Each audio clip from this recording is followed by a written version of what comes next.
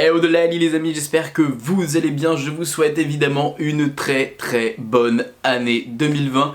Tout ce que vous désirez, vos résolutions qui sont accomplies, vos envies, vos désirs, l'amour, la paix, la bonne humeur et surtout la santé qui est très important. Enfin, bon, en tout cas, vous l'aurez compris, j'ai pris un peu de vacances parce que honnêtement le mois de décembre, mine de rien, il était quand même assez acharné en termes de vidéos. J'ai sorti une vidéo par jour, ça demandait beaucoup de boulot. Donc voilà, forcément j'avais besoin de me reposer un petit peu, j'avais besoin de déconnecter un peu de tout ça. Et je me suis dit, allez, on va revenir tranquillement lorsque ce sera le moment en janvier. Parce que honnêtement, le mois de janvier, c'est pas forcément là où il y a plus de choses à parler en termes de Disneyland Paris. Là on sait qu'il y a la nouvelle saison qui va pas tarder à arriver, donc je suis quand même impatient de découvrir ça. Mais voilà, je suis quand même là, et aujourd'hui j'avais envie de vous parler de mon nouvel an. Donc j'espère que ça va vous plaire. Allez, c'est parti.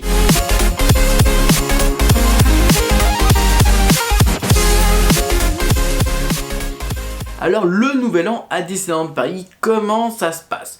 Eh bien, faut savoir qu'il y a 2 voire 3 façons de passer le nouvel an à Disneyland Paris. Vous avez la soirée qui est évidemment proposée pour tout le monde, qui est à un peu moins d'une centaine d'euros. C'est plutôt sympa. Je ne sais pas honnêtement parce que je ne l'ai jamais fait, mais des retours que j'ai eu, c'est une très bonne soirée. Malgré le fait qu'il y ait quand même pas mal de monde, c'est vrai que c'est une soirée où il y a beaucoup de personnes. Mais j'avoue que je n'ai jamais fait cette soirée parce que j'ai toujours voulu faire le nouvel an avec mes amis, mes proches, ma famille. Voilà, je me suis jamais dit, tiens, je vais aller faire cette soirée et voilà, parce que c'est un certain investissement. Je n'ai jamais été d'ailleurs friand du programme, j'avoue que même celui de cette année m'a pas forcément plu. Donc c'est pour ça que je me suis dit, est-ce que ça vaut vraiment le coup? Est-ce que j'ai vraiment envie d'aller faire cette soirée? Au début je me suis dit non. Et en fait, vu que forcément j'ai déménagé juste à côté, je me suis dit, en fait ça aurait pu être cool que j'y aille avec des amis.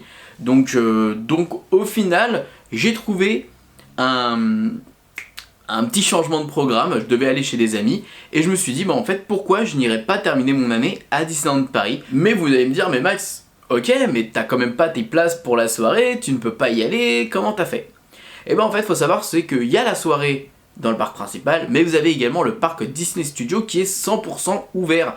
Vous avez jusqu'à minuit 30 si je ne dis pas de bêtises, les attractions qui sont ouvertes, les snacks qui sont ouverts, vous avez même d'ailleurs le restaurant des stars avec un menu spécialement pour la soirée, avec un peu plus cher évidemment, mais deux produits de qualité. Honnêtement voilà, ça me titillait un peu, j'étais curieux, c'était complet malheureusement, je pouvais pas y aller, mais ça m'intéressait bien, et j'ai vu que sur le parc studio, il y avait quand même pas mal d'ambiance, c'était quand même cool, il y avait de la musique dans tout le parc qui donnait envie de faire la fête, d'être avec ses potes, de s'amuser, vous avez même un endroit avec un bar en plein milieu pour acheter du champagne, enfin voilà, honnêtement il y avait une plutôt bonne ambiance et le parc était du coup ouvert avec quand même des spectacles. Vous avez le spectacle de Surprise Mickey, alors il était légèrement modifié parce que forcément il fallait quand même qu'il y ait des performeurs qui soient sur la soirée et pas seulement à studio, donc ils ont un petit peu eu un peu moins de danseurs avec eux, mais c'était quand même plutôt sympa. Il y a eu un DJ qui est arrivé, enfin voilà, il y avait une trop bonne ambiance et honnêtement moi ça m'a beaucoup plu. J'ai pu faire des attractions avec un temps d'attente beaucoup moins important que si c'était la journée.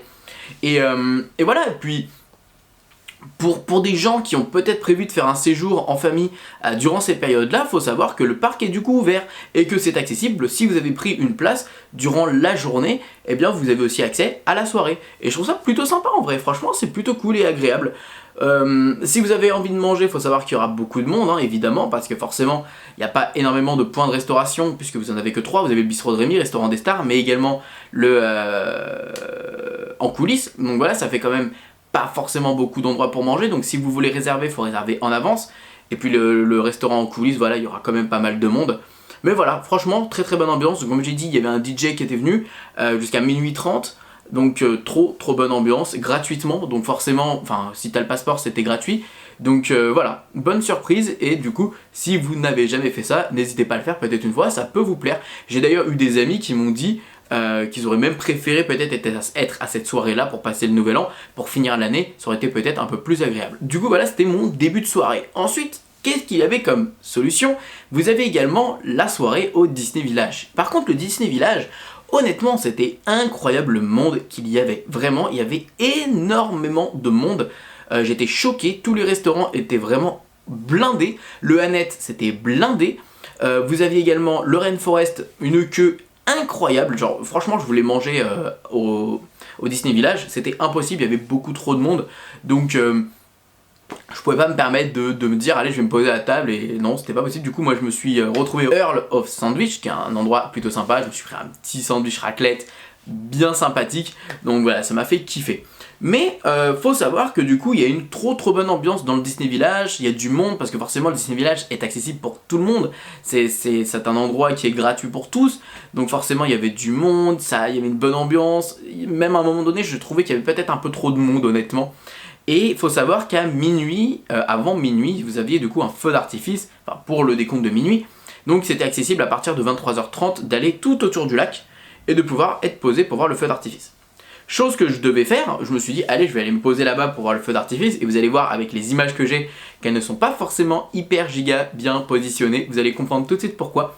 Parce qu'en fait je me suis rendu au niveau du lac, j'étais trop bien positionné, et je sais pas pourquoi j'ai eu comme une angoisse de voir tout ce monde autour de moi et de me dire mais comment en fait on va sortir après tout ça, parce que je savais que le feu d'artifice, je ne savais pas combien de temps ça allait durer. J'ai demandé un petit peu à quelqu'un, un casse-meuvert, il m'a dit ça allait durer 5-10 minutes. Je savais pas comment on allait tous sortir, j'avais peur, je me suis dit honnêtement genre je sens la panique, donc je me suis dit je préfère partir, chanter un peu la panique. Je me suis dit vas-y je préfère quand même partir un petit peu en avance, prendre le devant, de partir, de me mettre un peu plus loin, c'est pas grave, pour être parmi les premiers à sortir de cette zone, parce que je me suis dit si vraiment tout le monde sort en même temps, enfin j'avais peur d'un mouvement de foot, je sais pas pourquoi, j'ai paniqué et je suis jamais comme ça, mais là il y avait tellement de monde, je me sentais limite claustro comme on pourrait le dire, ou claustro de monde en fait, parce que mais je sais qu'il y a une autre peur de comme ça,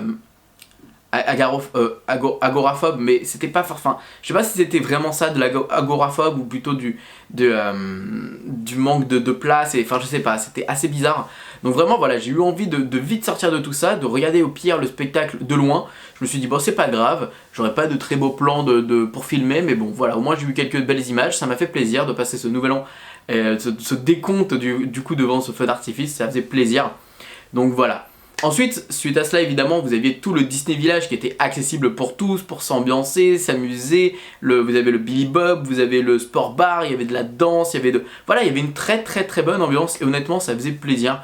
Moi, finalement, j'ai passé ma fin de soirée à rentrer chez moi et à aller chez mon voisin jouer à des jeux de société. Voilà, puis on a fait un petit quiz Disney, évidemment. C'était plutôt sympathique, on s'est bien amusé. Donc voilà, moi c'était mon petit programme du coup du Nouvel An. C'est pour vraiment vous expliquer que si vraiment vous avez envie de faire la soirée du Nouvel An à Disney, c'est accessible. Il y en a beaucoup qui n'étaient pas au courant que le Disney Studio était ouvert. Donc voilà, moi c'est une chose à savoir. Également il y avait le feu d'artifice qui était 100% gratuit pour tous, donc ça c'était vraiment un plus-value plutôt intéressant pour le village. Évidemment si le Disney Village était plus grand et plus spacieux, ça aurait pu être encore un truc de plus dingue, donc vivement qu'ils fassent des travaux dans le Disney Village pour l'agrandir, parce que clairement on ressent qu'il y a un manque de place, et que si celui-ci devient beaucoup plus grand, bah clairement ça peut tout déchirer quoi. Ça pourrait être très sympa. Dites-moi vous, où est-ce que vous avez passé votre nouvel an, votre nouvelle année. J'espère que cette première vidéo vous aura plu. Je suis désolé, comme vous pouvez voir, le décor autour de moi n'est pas encore... Vous savez, c'est la première vidéo avec la loi COPPA, donc c'est un peu la petite vidéo test. Je sais pas ce qui va se passer, est-ce que je vais être... est-ce qu'on va me dire non, tu fais pas ça, est-ce que tu fais ça? Je sais pas encore, c'est la première, donc voilà, j'avais envie de faire une petite vidéo. Et oui, et comme vous êtes nombreux après calendrier de l'Avent à m'avoir dit Max, franchement c'était cool, ces petites vidéos chill avec toi, à t'entendre parler, etc. C'était plutôt sympathique, donc j'avoue que j'ai eu envie d'également faire un peu plus souvent ce genre de choses. Donc il y aura de temps en temps des petites vidéos comme ça où je serai devant ma caméra, je parlerai et je vous expliquerai au fur et à mesure des choses. Là de toute façon je vais sur le parc samedi pour la saison de Star Wars et la Reine des Neiges. Je suis impatient de découvrir ça, est-ce qu'il va y avoir des nouveautés ou pas. Honnêtement ça me fait giga plaisir. Moi sur ce les amis, je vous souhaite encore une magnifique année, bonne année. J'espère que 2020 on va pouvoir bien évoluer si la loi COPPA ne me met pas des bâtons dans les roues. Sur ce, je vous fais des bisous, on se dit à bientôt. Et n'oubliez pas que tout le monde a le droit de rêver, alors pourquoi pas vous? Des bisous, ciao.